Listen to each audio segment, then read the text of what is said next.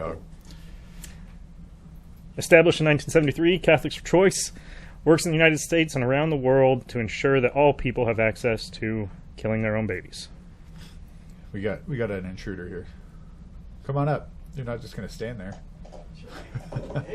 Just don't slurp in the microphone. Okay. So Catholics for Catholics. Or Catholics for Choice. Okay, sorry. Whoopsie. Next. All right, so today we're going to be discussing those who call themselves Catholic while undermining the teachings of the Catholic Church. Right. That is an organization called Catholics for Choice. And, do you have any opinions just on the name? Well, I mean, you have the choice to do a lot of things. So are they talking strictly about abortion? That's kind of an interesting stand to take. I don't think we'd be here if they were discussing choice between Coke and Pepsi. So right. But you can also choose to be abstinent. There's other choices to, Anyway, okay. So Catholics for Choice, what do these guys do? What are they? Well, they are an organization that says here that they endorse key pieces of legislation that will directly impact the lived experience of LGBTQAI rights, gender-affirming care, gender equality, okay, and healthcare. Healthcare, okay. Yeah, so that's what they do. I'm assuming they're 501c4, so they're pushing for legislation. I did see some stuff where they were also actively lobbying to the Vatican, so sending letters to the Pope. Oh, right. You said something about that. So, in some way trying to actually change Catholic doctrine to accompany all of the aforementioned things that I just said. So, interesting. Well, healthcare, if you were going to look at it, not in the way they mean, I'm sure, but if you're talking about healthcare as in making sure that some people have access to at least some form of healthcare, then yeah, that would be kind of a Catholic standpoint. What they're really talking about is abortion. And calling it healthcare, which, I mean, in the election that we just had, they had how many commercials that we saw that were, they're going to take away our rights. They're going to say that you can't have an ectopic pregnancy. And they just blatantly lied. It sounds like that these guys are not only lying to the people who are Catholics for Choice, but they're also lying to themselves. Yeah, they have a whole section here where they talk about conscience, and that's what they were posting a lot about during the election, was making sure that people were voting with their conscience, which seems... It's another way of saying vote with their feelings. Right. That's really what they vote with your feelings. That's what they were trying to say here, and that if anything goes against that conscience, including the Catholic Church that they claim to believe in, right, that is wrong. So the Catholic Church is wrong, but their feelings are right. So, I mean, that whole list of stuff that the LGBT movement, that's a whole other topic, but that's basically completely against Christ. So, obviously, they're not doing their research before they're spewing all this stuff. It's, I want to go to heaven, but I also want to believe what I want to believe. That's kind of just wrap up their whole organization in one fell swoop. Okay. Yeah, they do, let's see here. They do have a bold claim on their website that 68% of Catholics are pro-abortion. Or they say 68% of Catholics did not want to see Roe v. Wade overturned. And it gets their way of saying that 68% are pro-abortion. Right. And an interesting thing, if you go over to the Pew Research, I've got them pulled up here. It says that opinions about abortion rights appear to be related to how often somebody worships. And just 34% of Catholics who attend Mass weekly say that abortion should be legal in almost all cases. Whereas the number jumps to 68% among those who attend Mass monthly or less. So, they're tapping into a group of people who already probably aren't attending Mass. Right. To be able to get that 68% number there, to make it seem like most Catholics... Right. Yes, most Catholics who don't practice their faith might support something that isn't in line with their faith. That would make sense. So. Poorly catechized Catholics, or people who are Catholic, they went through the whole, I got my baptism, I got my first communion, and then they walked away from the faith because their parents didn't follow through. And so they're still Catholic, and maybe they'll go to an occasional baptism of somebody else, or, Christmas, Easter, the Creaster Catholics. How many people are in that category? We have a lot of people in that category. I would say a big portion of my life, I would have probably put myself in that category. I wasn't going to Mass very often. Yeah. Somebody would have asked me, I would have said, oh yeah, I'm Catholic. Right. I probably 100% would have said, I'm not practicing. Right. And they ask you to defend your faith, and you're like, I don't know. Yeah, but I would have said that I was Catholic. I don't know. Yeah.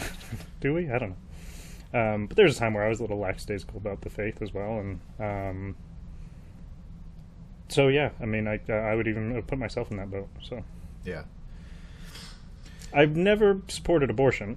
There's probably some things that I didn't realize was against the faith until I got a lot more in depth with the faith. But so are these guys doing things like raising money for other, like, abortion, for candidates and stuff like that, or is it strictly just a place where people can go and get their agenda?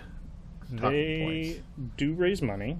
As a matter of fact, right above their donate button, it says, help us challenge and dismantle religiously based barriers to safe, legal, and comprehensive reproductive care. So yes, they are.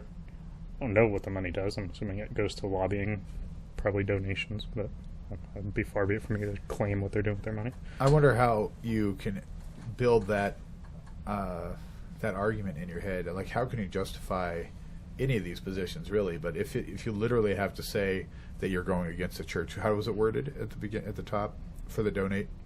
Help us challenge and dismantle religiously based barriers to safe, legal, and comprehensive reproductive care. So you're literally saying, help us go against the church so that we can still, but it just boggles my mind. It's like saying we want to be with the church, but not really. Again, this reminds me of something I think that they posted on X, which is very similar. I mean, they say, Catholics, faithful Catholics support abortion. That's like saying faithful Catholics practice Hinduism. Like it really, they don't jive. Right. You can't have your cake and eat it too in this circumstance. Right. You're saying something that is inherently against the faith, and yet claiming you are of that faith. Right. I don't understand the mental gymnastics they're trying to do here either. How do you get to the point where you see a lot of people, especially on the left, who, and it happens on the right as well, but their politics become their religion, and so they're getting those things confused, conflating one with the other. Your politics might make you feel nice, but if you look at the implications, where it actually is leading you, you realize you're going the wrong direction. But so many people have just committed completely to this religion of politics. This is what I'm going to worship, whether it's Trump or, Biden or whatever. It doesn't really matter. If you're putting all your faith in a leader, and you're putting all your faith in politics, and everything else is just in the way, you're obviously aiming at the wrong target. But how do we get people to see that? How do we get people to change their hearts, to see that abortion is a travesty anytime it's committed, anytime? There's no reason that it's ever, in my mind, excusable. And I don't think it's in the church and in the catechism. It doesn't say anything about it's okay when the person was raped or anything like that. It doesn't give you those caveats. Yeah, and I guess to play devil's advocate here, they are trying to change that. So that is what they just want to redefine what the church defines, right? So that it now fits what their political view on something is. Right. So I mean, this is blatant heresy. I mean, it's 100% just going against what the Catholic Church is teaching, and yet still calling yourself Catholic. How to change people's minds on this? Now that one really is left up to God. I mean, we can do, we can talk about it. We can even be more active. I think something that needs to change is probably it's got to be from a ground up.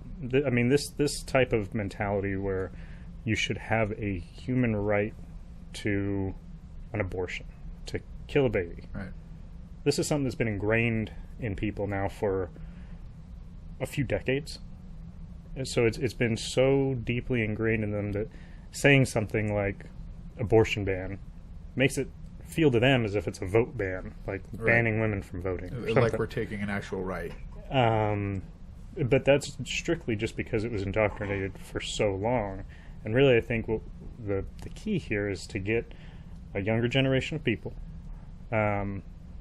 living their faith, coming back to Mass, teaching their kids, raising their kids in the faith, teaching the right. Because I don't even know that legislation will stop this, right? Because you could ban abortion tomorrow. They'd just be screaming that we ban abortion. Right. But if we change the way that people view the abortion, see how it's, how they see it, where this is actually, taking a human life, that's really, I think, the aspect that we should be pushing for the most. How do we do that? That's probably a better question. Well, I think there's definitely a way. There's a couple of ways to start at it. If you look at slavery today, at least in the United States, it's looked at as a pure evil because you're dehumanizing somebody to the point where you can use them as, even though there's now more slaves than anybody in any time in history, but at least here in the United States, it's still looked at. What was that? My Ring camera. You son of a... Look at me. I put mine on silent. At least here in the United States. I don't even know where I was going with that. I'm listening to this going, what the hell was I babbling about?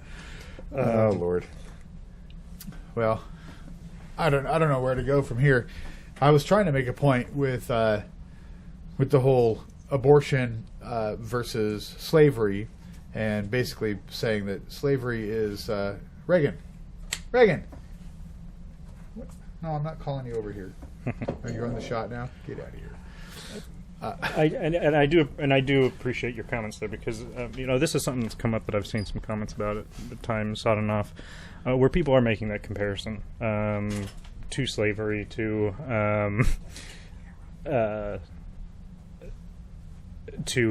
basic human rights, that we should be, kind of taking that approach. This is an unborn human. They should have rights. They do have rights. We shouldn't be killing them.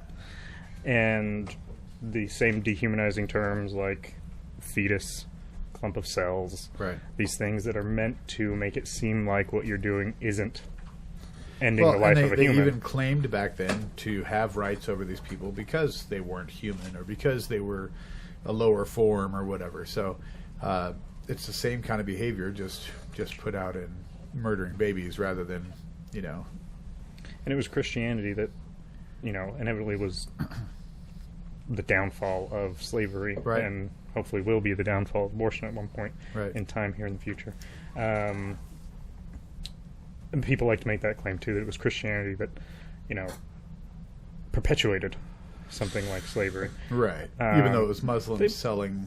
And they may have been Christian slave owners, sure, but it was money that was driving slavery. It wasn't their Christian beliefs that were doing that. Right. So, yeah. I think that also is a fair point because you have a lot of people who... say that they're Catholic, I know a Christian who did this bad thing and this bad... So all Christians are bad people. And that's, you have somebody who drives a car poorly. It's not because the car is a piece of junk. It's because the person... wielding it is... And that's not dissimilar to this number that they're using. 68% of Catholics support abortion. Right. Just because they call themselves Catholic. Doesn't mean they're living in the faith of Catholicism by what they're supporting. Right. So, yes. So, you said something before we turned on the cameras about dozens of letters. What was that about? Yeah, they did have a post. I think this goes back to where I was saying they were petitioning the. I'd have to find it. I don't remember where they posted it at, but they were bragging that, I had a quick video of a lady running up to what looked like a building, I guess. I don't know what building it was, but they said... It looked like a building. Probably in Rome, wherever they were trying to petition, because I remember the follow-up to this was... by now, the Pope is reading dozens of our of your stories of pro-abortion stories. Let me put it that way. Right. So, and I just got a kick out of the dozens claim. Anytime you're kind of going for something, dozens isn't usually the sky high mark you hit. But I just you imagine think hundreds or thousands, but dozens. That's good. That's good. No. That's a lot of. It's about an elementary school classroom. Right. Dozens elementary of these, level of thinking. Yeah, it kind of fits. It jives. these letters. So yeah, I did get a kick out of that. But that just kind of goes back to the point where they are, in some way, actively petitioning the Pope, trying to, I would assume, change Catholic doctrine. Right. But why else would you petition the Pope to make him read a bunch of letters about killing babies? So what other kind of things do these folks? Okay, I don't know. Did we already talk about raising money, or was that wiped out? I don't think No, so. you guys haven't touched on that at all. Yeah, we did. Yeah, I think it was way back. Okay. All right. So what other kinds of things do these wonderful folks who are Catholic? What do they do? Well, if you go to their website, if they do make sure that they post, and just in case you went to Mass and you didn't get the right message. Okay, the right message being that The murder right babies- message, yeah, from their anti-Catholic perspective. Right. Just in case you didn't get the right message from your own priest at your parish, you can get on and read their homily for the readings. The one that Wait. You read homily, or do they have did somebody film it, or how does that go? it's written. It's There written. might be a filmed one, maybe. I try not to dig too far on this site. www.sadlonelyfeminist.com. Yes, this homily is written by Steph Hansen Quintana. Okay. Her. Let me call that out specifically on their website is listed as one of their people that work there, or whatever the case is. So this is Stephanie Hansen, who wrote probably about a 6-page homily on the verse. Can you imagine sitting through that homily? I wonder if she gets up there and says, "I identify as whatever." If she, got up in front of everybody. I don't know that they're standing, Are these those people? or if it's just written. Okay, I'm not going to say that. That would be insulting. I'll be quiet. Yeah, it says, unfortunately, despite a clear biblical mandate to love our neighbor, Catholic bishops and priests will weaponize the pulpit, spreading misinformation. They make the intentional decision to promote policies and candidates that, contrary to the good news of neighborly love, take rights from our neighbor. So this is a deep distortion of the understanding of faith.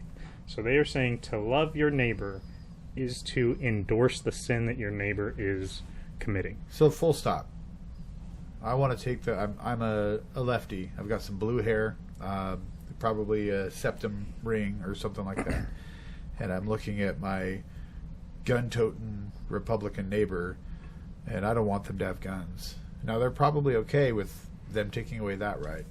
But the ability to save a child that's in the womb, that's taking away somebody's rights.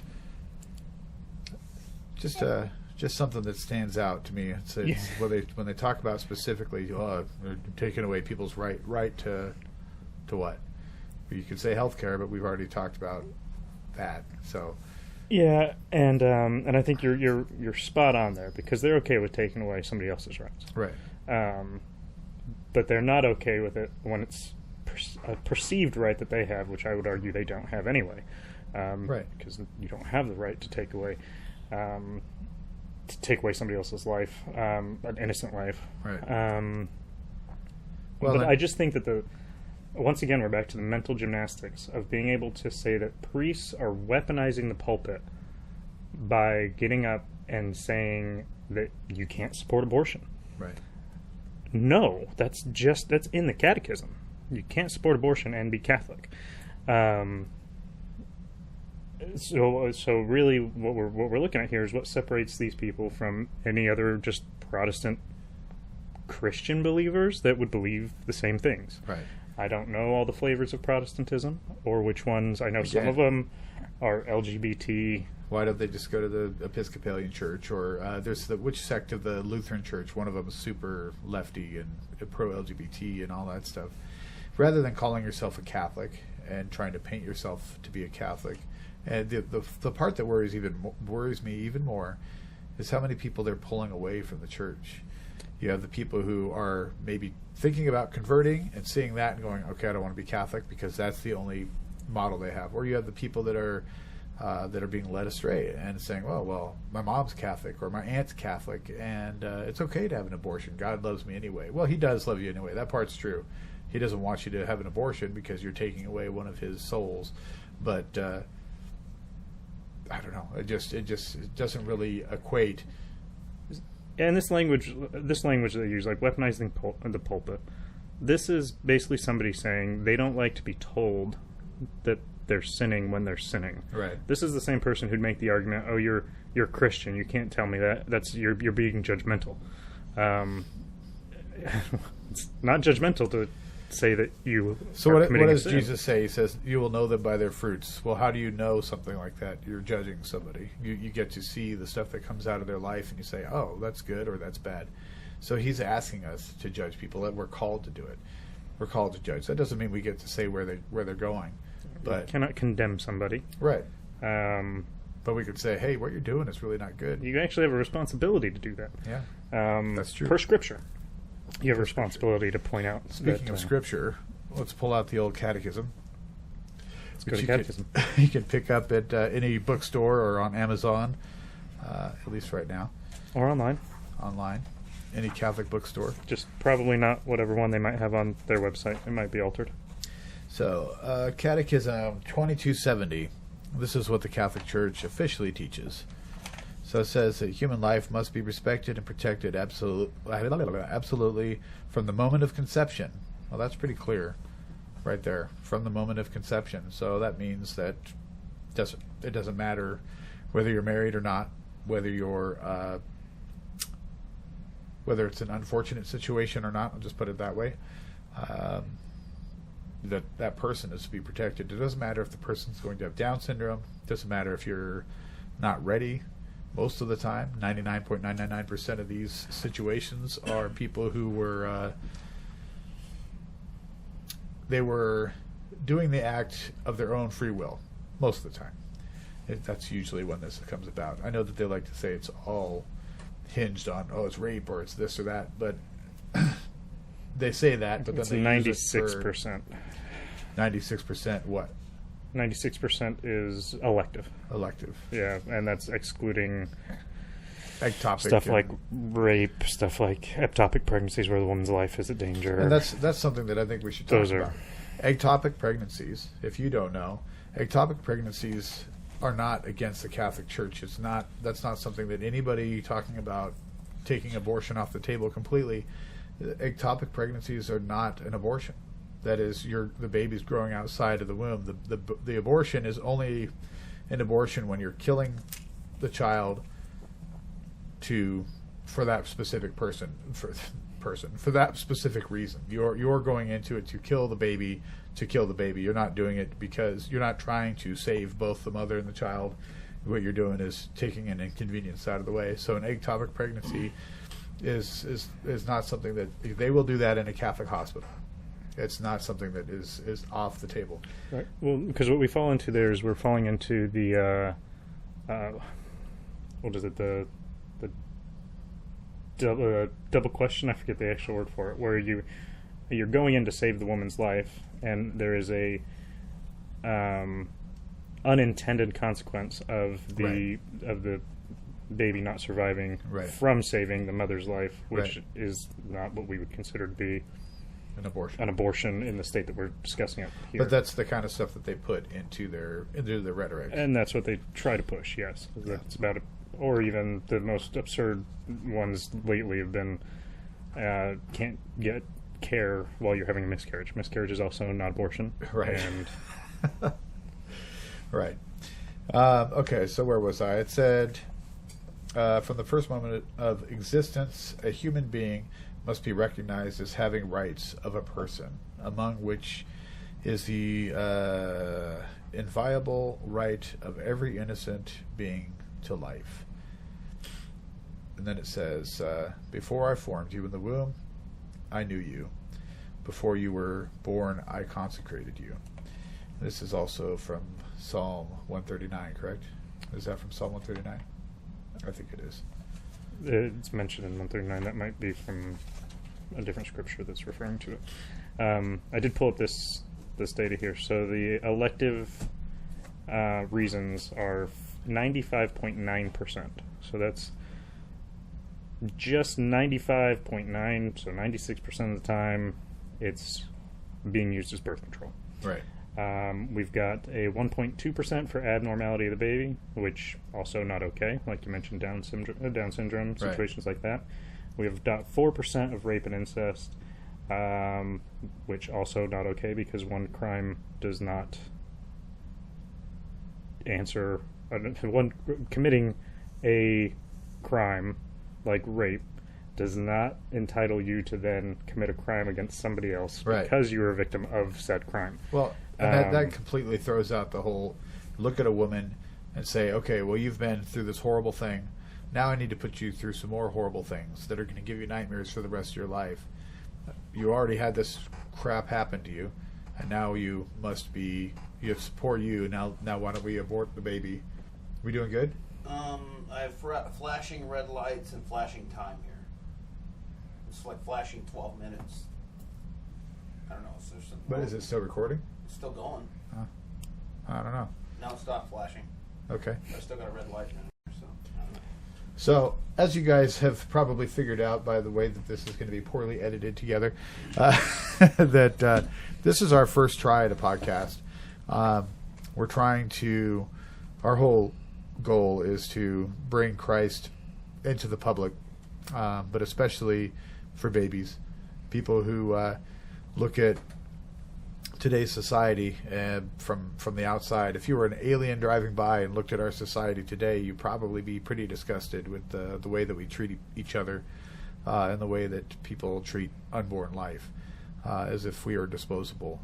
So our goal is to try to shed light on that. So if you look at this podcast and see a couple of guys kind of fumbling around, it's going to be like that probably for the next couple episodes. But we're figuring it out.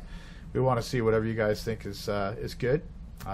Like what parts are good, tell us. What parts are bad, let us know, and give us some more topics of things that we can discuss and kind of dive into. This is just kind of our first. We're putting it out there. We're putting ourselves on the line, I guess, to talk about what's important. And along the way, we're going to make some mistakes, and we've had equipment failures a bunch of times. But part of that, you listen to Patrick Madrid, right? I do. Part of that, if you listen to people like that, anytime you're talking about abortion, Satan hates it. He wants us to not talk about it. It is it's his sacrament. Abortion is Satan's sacrament. So I think that's something we should probably drive home with people, is that no matter where you stand on the line, know that when you're lining up with abortion, even just a little, you're dipping your toe into the devil's furnace. You're going along with somebody who wants all of us to be burning in hell with him. He doesn't want us to make it to heaven. So being okay with abortion, even if, well, I'm not going to do the abortion myself, but it's okay for Jenny down the street because she's poor, or whatever your reasoning is. Even in doing that, you will have a millstone around your neck. So these are the kinds of things that we need to, that's our responsibility to go out there to tell people. And you need to be super careful too, not just as you mentioned, I wouldn't have one, but Jenny down the street or whatever. Also supporting like this entire organization here, Catholics for Choice. The fact that they've built something around promoting a mortal sin. Right. So they are promoting a something that is putting your soul at risk of being in hell. Right. And they are saying it's okay. And they're saying keep doing it. Catholics, yeah, we do this. Catholics, yeah, it's fine. You can be faithful and still. Right. And this isn't to say, and I don't want anybody confused, yes, Catholics have abortions. This does happen. it shouldn't be promoted that it's a good thing. You should be coming back to church and going to confession Right. and receiving the sacrament of reconciliation. Because yes, it does happen, but you shouldn't be promoting it, and you shouldn't be actively saying, "Yeah, I'll have another one." You should be, repentant of these things. So the fact that we're celebrating it and we're calling to other people to just be okay with it, you are now endorsing somebody having this or committing this sin and telling them that it's okay. You're just as culpable in this. Right. You are dragging them along with you. And that would be true for any mortal sin, really. This comes up to the next point that we were going to talk about with the societal pressures. People they feel like that's the way that they have to go. That's what they've been taught. They go to college. Those are all the people around them are, well, what do you mean you're not pro-choice? What do you mean you think whatever? They're only tolerant within their tiny scope of their political views. Again, their church is the church of left-wing policy, or the devil, really. But yeah, so you have the pressures of trying to be a Catholic, a real Catholic. I say real, but somebody who's trying to live their faith legitimately as they're being called to in the church. And so somebody's saying, okay, well, I'm trying to do this, but all of my friends, I'll just be quiet. Well, we're called to say something. Okay, well, I don't agree with it, but I'm going to go along with it. I'm going to drive my friend to the abortion clinic. That's another issue right there. We can't be in any way condoning it. We can't help anybody get an abortion, even if you're not paying for it, but you're taking somebody to the abortion clinic. You are culpable for that abortion. We need to stand against it, and people need to see how important it is that even with the pressure on you, I mean, I don't know, that should make it even more. Yeah, it's about to run out, I think. The above audio MIDI device was disconnected from your system. Would you like sonar to reroute these outputs? Oh, Test 1, 2. just say no. See, what did I say? All hairy legs. We're at 18 minutes right Okay. now. I think that this is a good kind of start. This is going to be a mess to put together to make a good episode. What else do we want to throw out there before we end this episode? I don't know that we have anything else on. I mean, we've talked about society, faith. I would like to also express, in the same way that we've kind of expressed that, ectopic pregnancies are not abortions. In the same way that we've expressed, yes, abortion is a sin, but it is redeemable. You can come back to Mass. You can, go to confession. You can be back. In a very similar way, there's a lot of empathy, at least from my end, and I know from yours too, because we've discussed this before, for young women and even young men who have been just drilled their entire lives that this is a good thing, this is okay, this is fine, this is a right, so they've been drilled this their entire lives by society, and they don't have enough people either within their life, within their family.